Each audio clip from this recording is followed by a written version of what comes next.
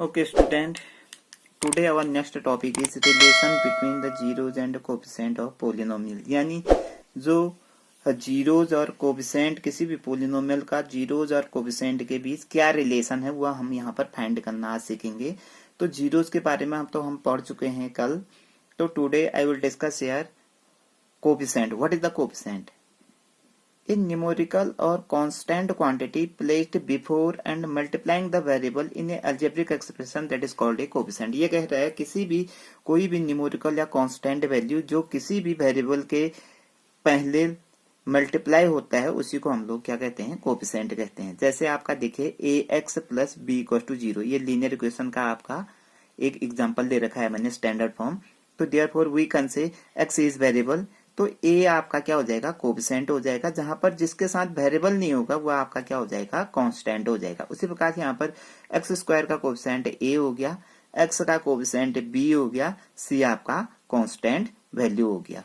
तो now relation between the zero and coefficient of linear equation. ये linear equation है क्योंकि इसकी डिग्री 1 है। तो पहले हम लीनियर इक्वेशन के कोफिशिएंट और जीरो के बीच क्या रिलेशन निकलता है वो निकालेंगे, लेकिन आपके सिलेबस में क्वाड्रेटिक इक्वेशन का है, उसको हम फिर सीखेंगे। तो पहले आपका देखिए, we have given the linear equation 3x plus 2। At first we will put the value of 3x plus 2 equal to 0। Zeros निकालने के लिए हम इक्वल टू 0 रखते हैं। तो हमको x की वैल्यू क्या मिल गई, -2/3। ये तो जीरोस ऑफ पोलिनोमियल हो गया। अगर हम इसी को किसके साथ कंपेयर करें, इस इक्वेशन के साथ कंपेयर करें, तो x का कोफिशिएंट क्या है, a है। उसी प्रकार यहाँ पर x का कोफिशिएंट क्या हो जाएगा, 3 हो जाएगा आपका, और b क्या है, कांस्टेंट वैल्यू है। तो x की वैल्यू -2/3 ये किसके बराबर आया आपका, यह आया आपका कांस्टेंट टर्म। देखिए रेशियो ऑफ कांस्टेंट टर्म क्या था, 2 ओवर कोफिशिएंट ऑफ x, यानी कोफिशिएंट ऑफ x कितना था, 3, यानी -b/a के इक्वल आया आपका। Now this is the your syllabus. Relation between the zeros and coefficient of the quadratic equation. ये आपके सिलेबस में है कि जो रिलेशन होता है जीरोज और कोफिशिएंट ऑफ क्वाड्रेटिक इक्वेशन के बीच क्या रिलेशन निकलता है वो हम यहाँ पर सीखेंगे। तो एट फर्स्ट हम क्या निकालेंगे, पहले तो हम लोग क्या है, इसके जीरोज निकालेंगे, उसके बाद उसके कोफिशिएंट लिखेंगे, फिर उनके बीच क्या रिलेशन आ रहा है वो लिखेंगे। देखिए तो now at first we will write यार x square plus 7x plus 10 equal to 0 कर दिया। तो इसके बाद मैंने क्या कर दिया, देखिए इसके रूट निकाल लिए। तो रूट क्या क्या आ गया आपके, -2 एंड -5। माना इसको मैंने किससे डिनोट कर दिया, alpha equal to -2, beta equal to -5। Now coefficient x square plus 7x plus 10, when we will compare the given equation in this one, तो we will get the value of a equals to 1, b equals to 7 and c equals to 10. तो now the general form of the general equation of the quadratic equation is ax square plus bx plus c. Let the zeros of the given equation is alpha and beta है। तो इनके बीच क्या relation होता है आपका, देखिए sum of the zeros equals to minus coefficient of X upon coefficient of X square equal आनी चाहिए। देखिए क्यों, coefficient of X upon coefficient of X square यानी -b/a। मैंने पहले बताया था sum of the zeros means alpha plus beta equals to -b/a था। तो अल्फा और बीटा कितना माना था मैंने, अल्फा माना था -2 और बीटा -5, यानी जो जीरोज निकाले थे, equals to coefficient of X ऊपर देखिए a यानी -b की वैल्यू कितनी है, -5 है, और a की वैल्यू क्या है, 1 है। जब हम इसको सिंप्लीफाई करेंगे तो -7 इक्वल टू 7 हो गया आपका।